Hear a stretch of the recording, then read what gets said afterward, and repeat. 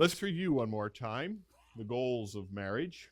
And I have to begin by telling you one more time what my general philosophy is of marriage, which is that marriage is a relationship of extraordinary care. You are to care more for your spouse than anyone else. You're to care more for your spouse than your children, than your friends, than your parents. Your spouse is to get the best you have. And as far as I'm concerned, that's what the marriage agreement should be. It's what we expect to give and expect to receive when we marry. Extraordinary care can be expressed as three essential goals. If these goals are achieved, your marriage will be terrific. But if you fail to achieve even one of these three goals, your marriage will become a nightmare. And for many of you, that's what it has become.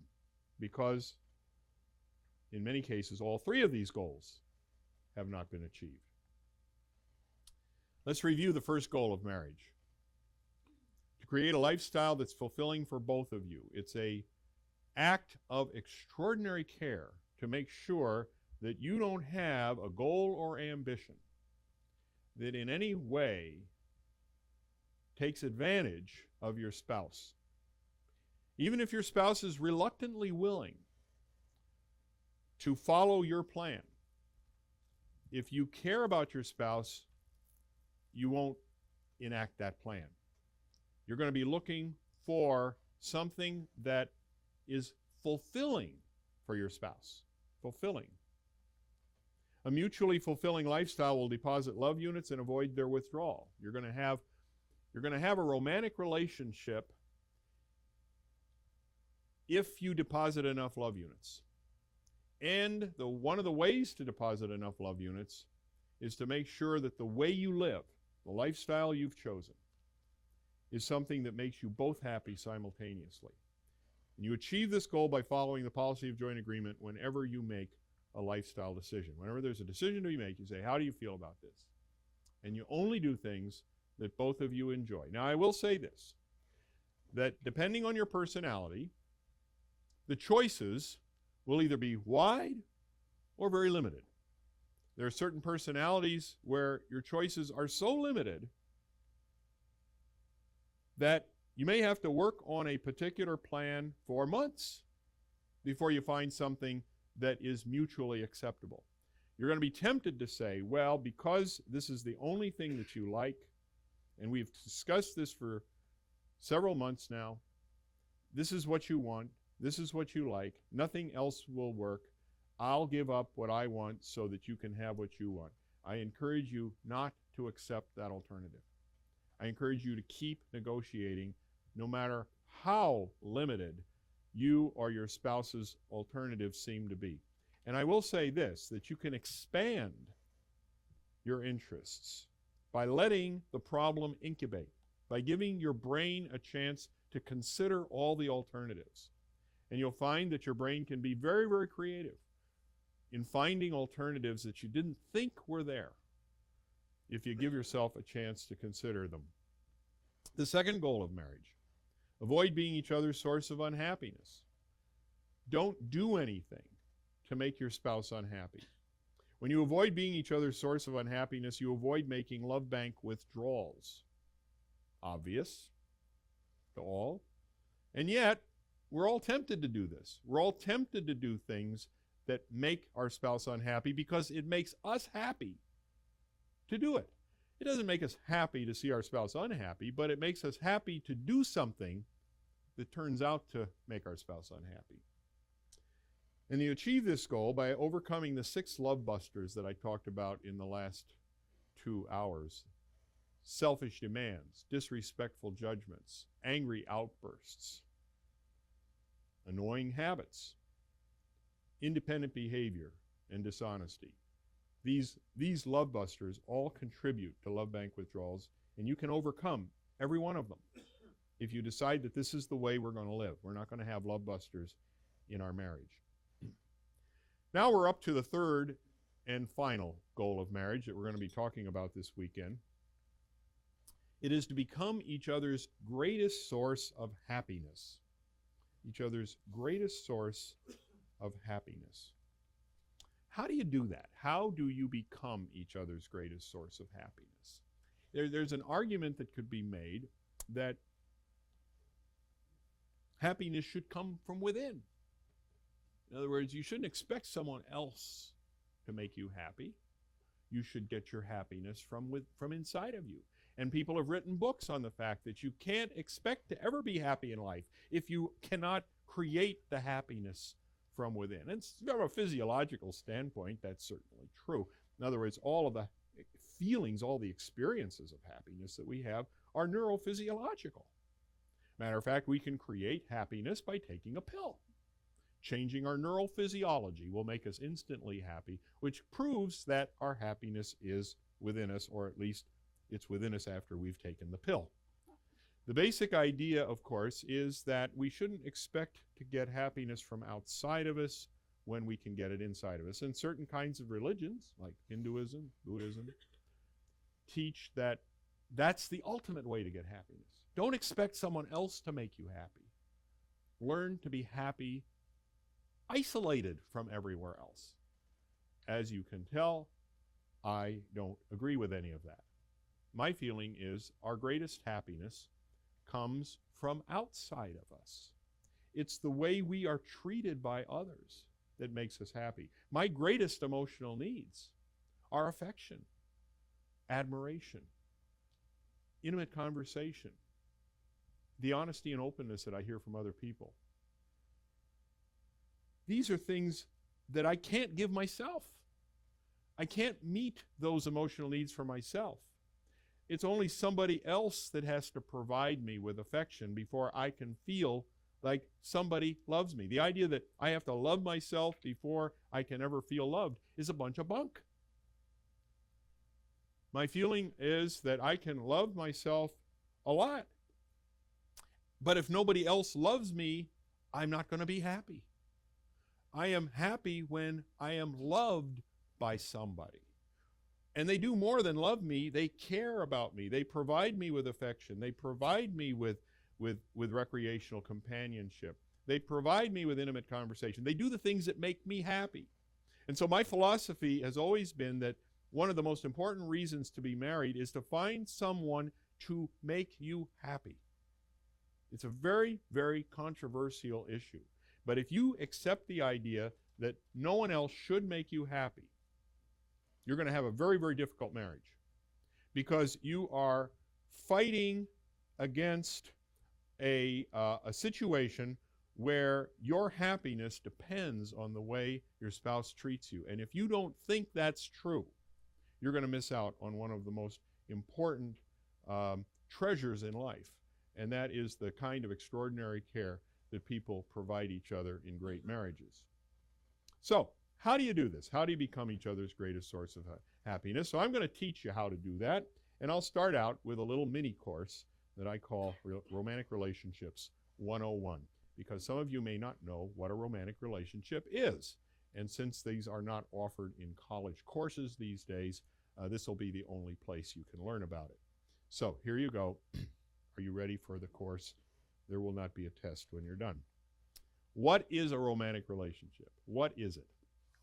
Here's my definition. A romantic relationship consists of two people in love who meet each other's emotional needs for intimacy. I want you to pay attention to this, but I'm going to be repeating it over and over again, so I think you'll have it by the end of this mini course.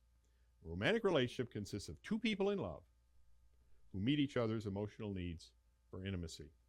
They must be in love with each other, and they must meet each other's intimate emotional needs. Got it? Both conditions must be met, which makes romantic relationships very fragile. If you lose either one of these, you don't have a romantic relationship anymore. So we got to talk about two things: being in love and meeting emotional needs. So the first thing we'll talk about is, what is being in love? How do you know if you're in love? Well, there are two kinds of love. Two kinds. There is romantic love and there is caring love.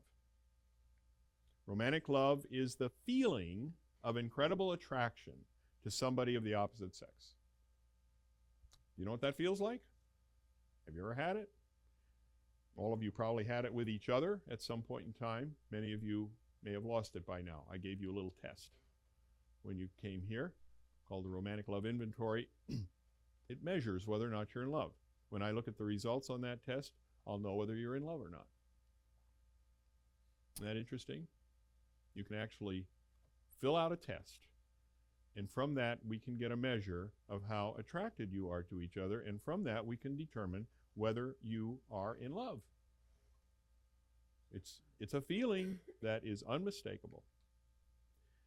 Here are some of the questions that you had on the test. Do you usually have a good feeling whenever you think about your spouse? Would you rather be with your spouse than with anyone else?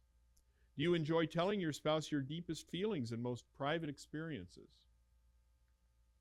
Do you feel chemistry between you and your spouse? Does your spouse bring out the best in you? When you say definitely yes, 3, we had the scores -3 to +3, and if you gave it all +3s, you're in love. If the answer is definitely yes, you have a good feeling whenever you think about yourselves. Definitely yes.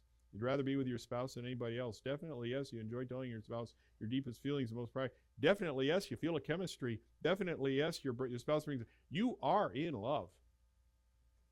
I'll grant you that 3 hours from now you might not feel the same way. But at that moment in time, when you took the test, you were in love. Romantic love is unmistakable for those that experience it. You know you're in love when it happens.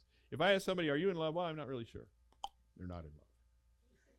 Not in love. It's measurable. I've made up a test. I made up a test. It works. The questions are accurate. It can be created. You can actually get somebody to fall in love by following certain procedures. It can be destroyed. I think most of you realize that by now. And it can be sustained indefinitely. Most people don't know that that's true. When I first started marriage counseling, people told me that it couldn't be sustained indefinitely. They said after 2 or 3 years of marriage, you'd lose your feeling of love. But I was reading about this after I'd been married 10 years, and I was still in love. And Joyce said she was still in love with me. And for all these people that I read who said that romantic love cannot be sustained indefinitely, it's physiologically impossible, I looked at myself and I said, what is different about me? How come I can be in love for 10 years? For more than 10 years? Because I was in love long before I got married to Joyce. How can that be? What is it about me? Well, it's not about me. It was about Joyce. She was meeting my emotional needs. She was making me happy. She was depositing love units, and she was not withdrawing them. It wasn't me. It was Joyce. And for her to be in love with me, that was my doing. And when I saw these reports that people had lost their love, I said, well, I don't think that's true. And so I not only knew that love could be sustained indefinitely from personal experience, but I knew that my parents were in love throughout their lives. Joyce's parents were in love throughout their lives. There were a lot of people that I knew that were in love.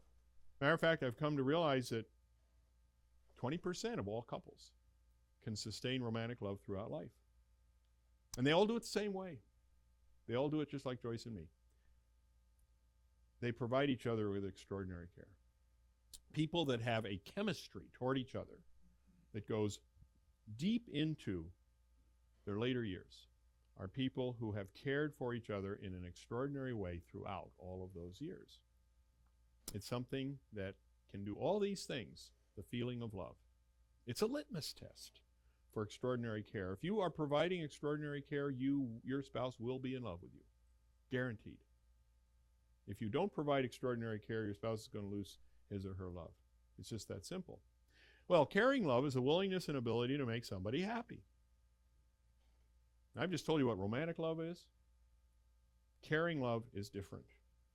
It's a willingness and ability to make someone happy. Now, romantic love is a feeling. If I'm in love with Joyce, it's a feeling I have toward her. Caring love is very, very different. If I have caring love to Joyce, I have a willingness and ability to make her happy. Very different. Unless a couple has caring love, unless I'm willing and able to do what it takes to make her happy, it's not likely that I'll meet any of her needs. In other words, that if I'm not willing to make her happy, and if I'm not able to make her happy, it's unlikely that I'm going to meet her emotional needs. But caring love must be very specific if the couple wants to sustain a romantic relationship. If we want to be in a romantic relationship, I can't just meet any of her emotional needs. I must be willing and able to meet intimate emotional needs. There are specific emotional needs that have to be met in a romantic relationship, or it no longer is romantic.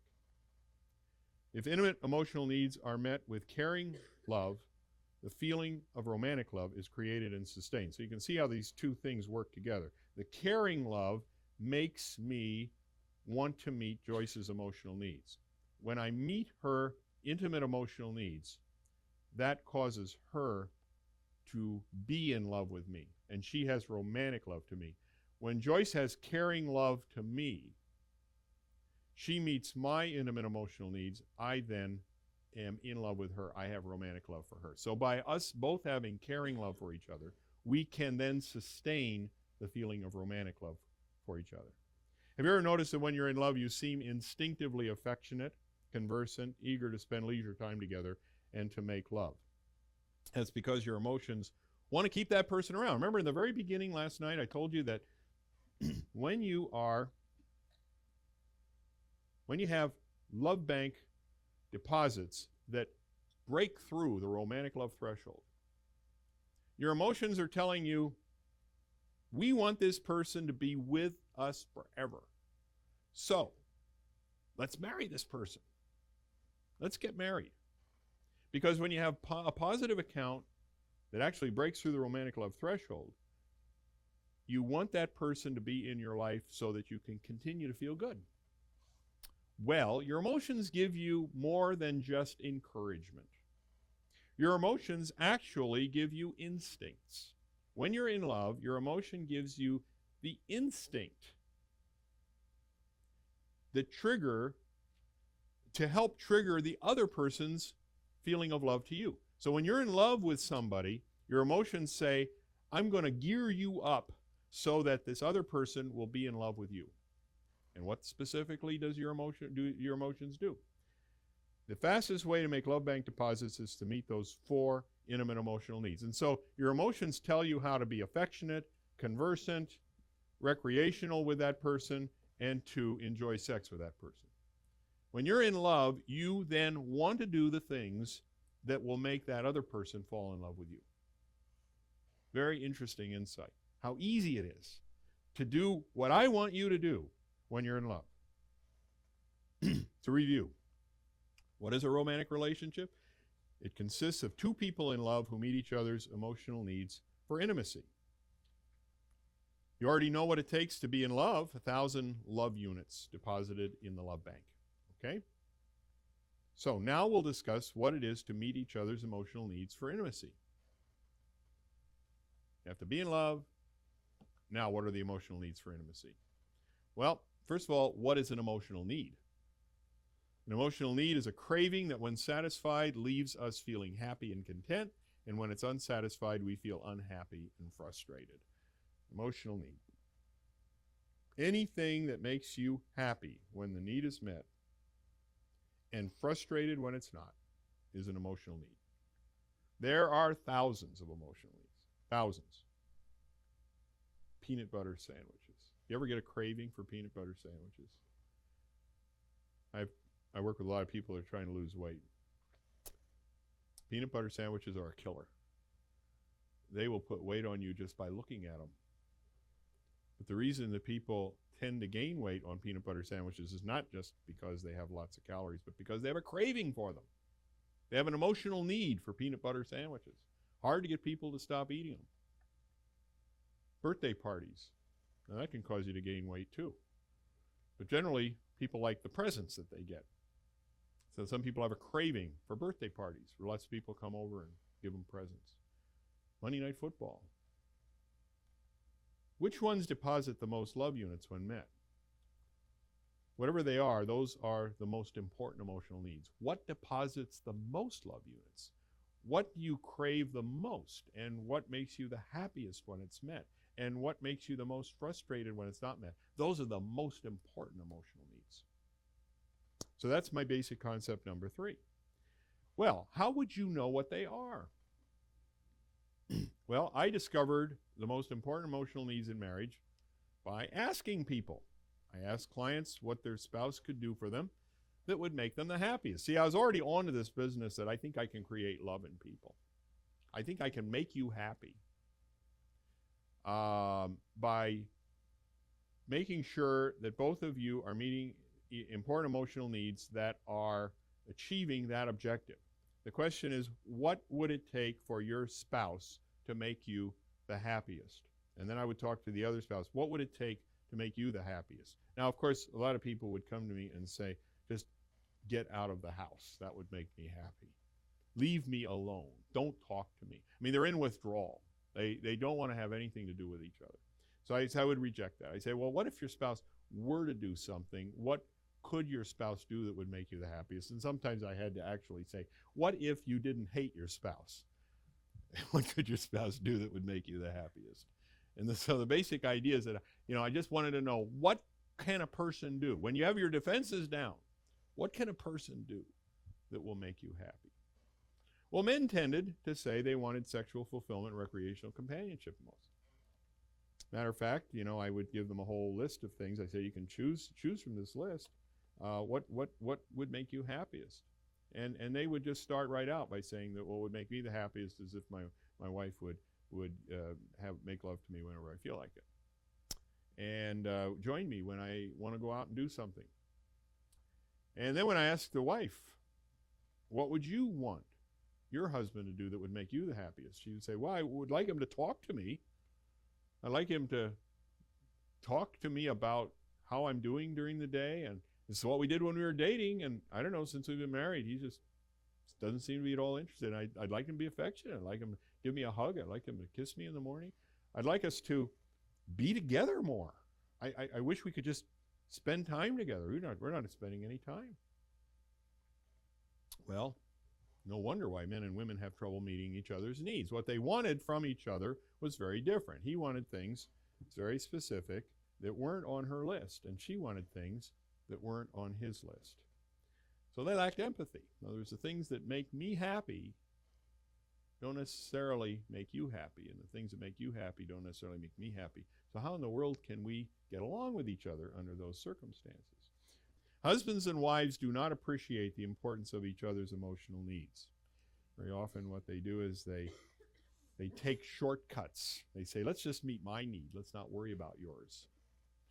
And that doesn't work very well. So I taught husbands the importance of meeting their wife's emotional need for affection and intimate conversation. And I taught wives the importance of meeting the husband's emotional need for sexual fulfillment and recreational companionship. More specifically, what I did was I would take a couple and I would say, I'll tell you, what do you want the most? He would say, well, I want to make love more often. And I would say to her, what do you want the most? Well, I want him to be able to talk to me. How much? I'd like us to talk for at least 2 or 3 hours. Okay, make a deal. Make a deal. You can, every time you talk to each other for 3 hours, after you've talked to each other, you have to make love.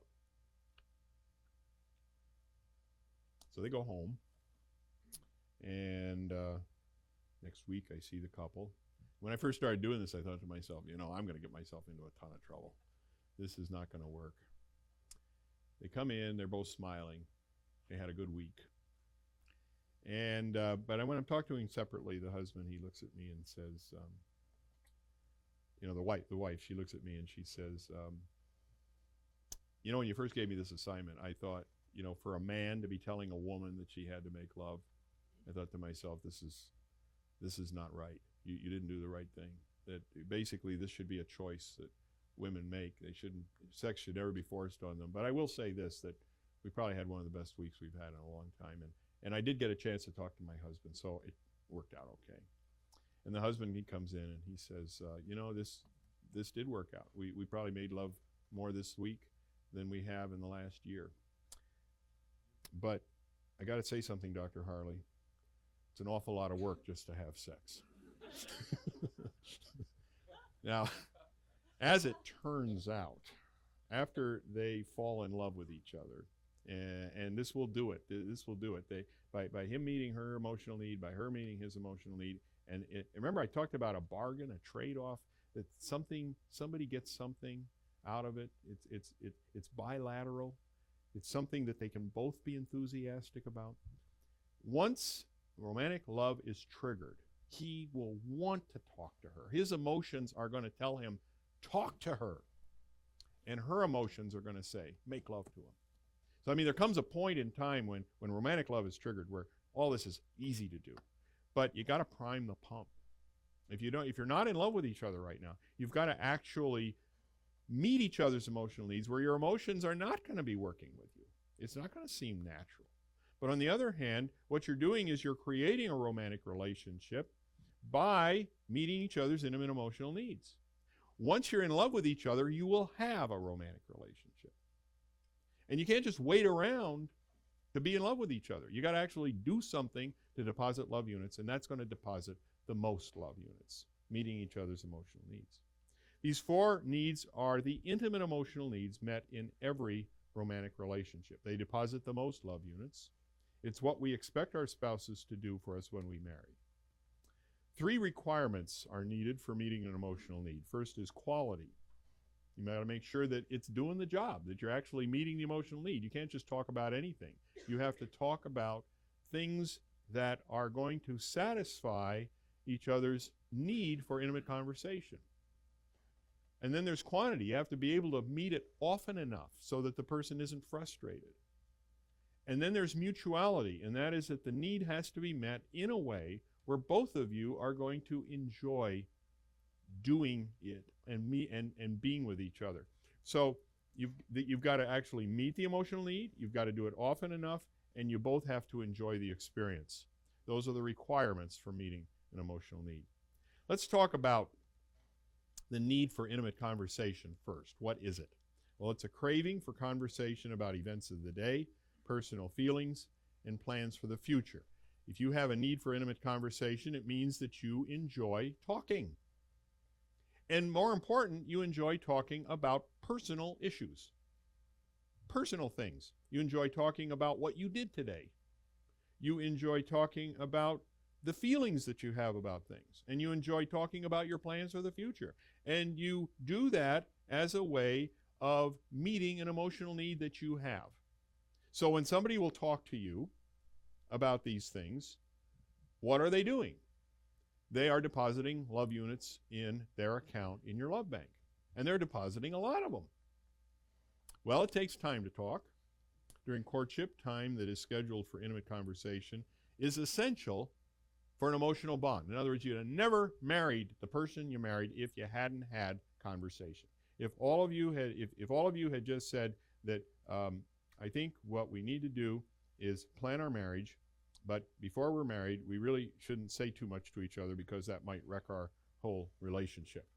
So we should just be silent. You would never have gotten married. You got married because you talked to each other. It was because you had intimate conversation that you got married. You liked each other through your conversation that you had. And you scheduled time for it. There was a time you called a date to talk with each other. But after marriage, time for conversation is rarely scheduled. You don't schedule it. You hope that somehow you have a chance. But you don't. If you don't schedule things, they won't happen. Your goals in life have to be on your weekly schedule or you're never going to achieve the goal. I don't care what your goal is. If you have a career goal, you have to schedule the ways in which you're going to achieve that goal. It's going to have to be in your day planner if you're going to achieve that goal. If you have goals for your children, it has to be scheduled. And if you have goals for your marriage, it has to be scheduled. Whatever it is you want to achieve has to be in your schedule or it isn't going to happen. Just because you live together and because you go to bed together at night, it's not going to happen unless you've actually planned it. That's a very important concept, something that a lot of people miss. They think that whatever we do romantically should be spontaneous. And I will say this, that once you're in love with each other, there is quite a bit of spontaneity that takes place. But assuming that you've fallen out of love with each other, in order to have the emotional needs met that will get you back into a love relationship, you've got to schedule time. And to be honest with you, even though you got your emotions working for you when you're in love, you're still going to have time scheduled when, if you want to sustain your love for each other for life. Why is it important? Why is intimate conversation so important? Well, it's required for problem solving, planning, and negotiating. Basically, if you don't talk to each other, how in the world can you negotiate? How can you solve problems? And it helps spouses learn to understand each other. The more you talk to each other, the more you're going to be able to figure out what each other needs and what each other thinks and what each other feels. But it meets an important emotional need in and of itself. In other words, the conversation itself is not just for the purpose of talking about a problem and solving it. The conversation itself meets an emotional need. We're going to be talking about sexual fulfillment later. Sexual fulfillment has a purpose, procreation. But the purpose of sexual fulfillment is not just procreation. Sexual fulfillment meets an important emotional need. If somebody were to say, I think we should be making love, and the other person says, well, I don't think we should have a baby just yet. You say, well, I think we should make love anyway. We don't have to have a baby to make love. Oh, that's the same way some people feel about conversation. If we're not talking about a topic that needs to be discussed, why talk at all? The answer is because conversation meets an emotional need. So as a couple, you need to talk to each other for the sake of talking. It is its own reward, especially for women. What are the friends of intimate conversation? First of all, there are the subject matter. What should you talk about? Well, you should investigate, inform, and understand each other. There's a sense in which conversation means that you should have a certain curiosity and a willingness to explain things to each other. You should develop an interest in each other's favorite topics. Read books that your spouse is engaged in. What does your spouse know that you don't know? Read about it. What does your spouse like to talk about? Understand it more. If you say, well, I find this kind of boring, I just soon not talk to my husband about his latest engineering achievement. My argument is, well, his latest engineering achievement is a big deal in his life. And if you are going to be his lover and romantic partner, he'll want to talk to you about his latest engineering achievement, because that's something that is consuming his thought. And you're going to be left out of the conversation if you don't know anything about physics. Might be a good idea for you to read a book so you can understand a little bit about what he's doing at work. My basic feeling about topics of interest is that to some extent we have a little bit of an obligation to study what we know our spouses are interested in for the purpose of good conversation. But what it also does is it opens up our lives to an area we wouldn't know anything about. One of the most important things about marriage is that you get a perspective on a world that you wouldn't understand if you didn't have this other person in your life.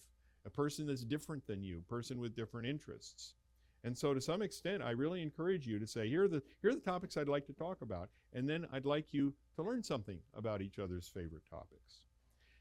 Then there is the etiquette rules. Etiquette, friends, of good conversation. First of all, the conversation should be balanced.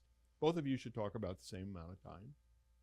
Make sure that happens. Make sure one person is not dominating the conversation or interrupting you. And then give undivided attention. When you talk to each other, you should look at each other. You should look at each other. During dinner, you should actually have your seats configured where you can look at each other. Sometimes when people are sitting next to each other when they're having dinner, I think to myself, how awkward that is for conversation. Granted, you can hold hands and that sort of thing, but the basic idea is when you're sitting across from each other, you can look at each other while you're talking. And that makes for better conversation. Now, what if a person has a tendency of just looking around the room the whole time he's taking you out to dinner? That is very, very unfortunate. I do not encourage people to wander. As a matter of fact, I've told husbands that if you have a problem keeping your eyes on your wife during dinner. Get a corner table where you're facing the corner and your wife is sitting in the corner and she's the only one you can look at. For you to look at the room, you'd have to turn all the way around. It'd be awkward. By this way, you're gonna get into the habit of looking at her when you're having dinner. And then after you have gotten into good habits, then you can take a table in the middle of the room and not worry about having your eyes wander around the room and insulting her. Now, what are the enemies of intimate conversation? Making demands. Don't talk to each other in controlling and abusive ways. Trying to force agreement. Don't try to make your spouse think a certain way. Don't use conversation to punish. Don't hurt your spouse with what you're saying.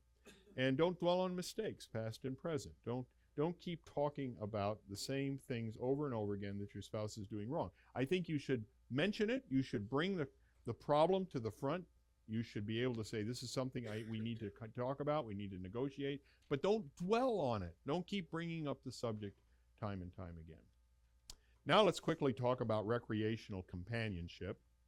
That is a need that men often have, a craving for recreational activities with a companion.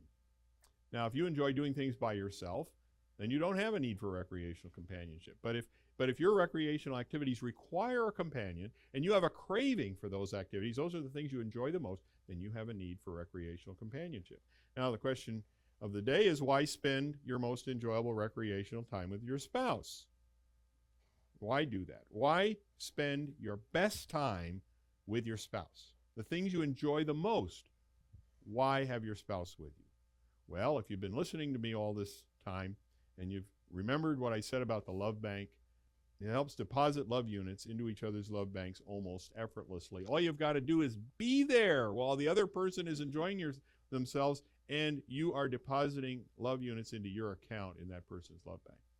If you want to be in love with somebody, be around when they're having a terrific time, because you'll be associated with that person's good time. So the question is, what do you enjoy the most? Make sure your spouse is with you. Make sure your spouse is enjoying it with you. It's unlikely that you will have fallen in love with each other if you had not spent your most enjoyable recreational time together. That's what Joan and Mike did. Joan and Mike, they did spend recreational time together. The problem is only one of them was having a good time doing it. What they needed to learn to do was engage in recreational activities that they would both enjoy. But they did, in fact, spend their most enjoyable recreational times with each other. When Joan went shopping and she was having all kinds of fun, there was Mike. And when Mike was watching the football game that he enjoyed the most, there was Joan. It's unlikely that you can stay in love if you do not spend your most enjoyable recreational time together. It's very unlikely that you will be in love if the thing you enjoy the most isn't shared by your spouse, because you're going to miss one of the best opportunities to deposit love units. If you and your spouse are each other's favorite recreational companions, you will spend most of your recreational time together engaged in your favorite recreational activity. See, I want you to become each other's favorite recreational companions. Matter of fact, that is an assignment. Do it. Become each other's favorite recreational partners. Well, is that possible, you may ask? Knowing my spouse as I do, I don't believe there's anything that both of us can enjoy together. Do mutually enjoyable recreational activities exist between men and women? Men seem to like doing one set of things, women like doing another. So how can this happen? How can this work? Well, there are thousands of activities that you would enjoy if you knew about them. Some sort of interesting about the universe. Carl Sagan often talked about the billions and billions of stars. Well, there's actually trillions, quadrillions. I mean, the universe is incredibly large. Well, our little Earth here, the possibilities are incredibly large. Just on our Earth, the possibilities are incredibly large for everything. And all you have to do is start thinking about activities that you would enjoy, and you'll be able to discover more and more as you think about it. There are more and more things you would enjoy. And there are hundreds of activities that you would enjoy together if you knew about them. Out of the thousands that you would enjoy as an individual, there are hundreds that your spouse would enjoy with you. And you'll only have time for about 5 of them. So you don't have to find the thousands. You don't have to find the hundreds. You only have to find 5, because that's the only time you'll have. Well, how do you find these mutual recreational interests? Well, first you make a list of each spouse's recreational interest. And, take some time. Think about it for about a week. I've given you some help. I have a questionnaire that I'll have you fill out that gives you 125 possibilities, but you can add another 125 to it. Things that you think you might enjoy, things that you know you'd enjoy that aren't on my list. So make a list of all the things that either one of you would enjoy. And then combine the lists and rate each interest from a -3, very unpleasant. You say, oh, yuck, and I'd hate doing that, to +3, very enjoyable. That would be great. I'd love to do that with you if you would do it with me. And then identify the recreational interests with at least a +2 for both spouses. This is doing a little research, a little survey here, where you're getting to know something about your spouse. What would you like to do with me? What could we do together? And then spend all your leisure time developing skill in those recreational interests that you both would enjoy together. Get good at it and share that with each other. And spend all your recreational time together. Now, when you become each other's favorite recreational companions,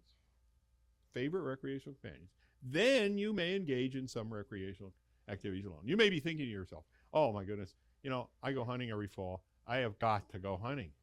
You can't tell me I can't go hunting in the fall. I say, no, you can go hunting in the fall. But before you go hunting in the fall, you have to become each other's favorite recreational companions. Then you can go hunting in the fall.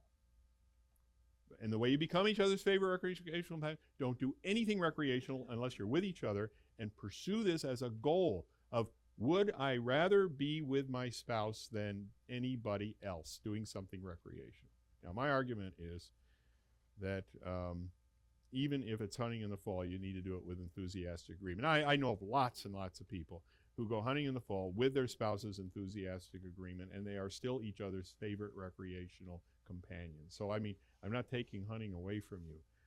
They shouldn't be so enjoyable that they compete with the activities you do together. There's this phenomenon known as the contrast effect. And that is that if you really have a good time doing A, B that is fun but not as fun will seem boring in comparison. And so if you really have a lot of fun hunting, and then you go home to do something with your spouse that you enjoyed before you went hunting, you may find that this activity with your spouse really doesn't do much for you. And if that's the case, then I would consider not hunting. Don't do something so enjoyable that it's going to make the things you do with your spouse seem boring in comparison.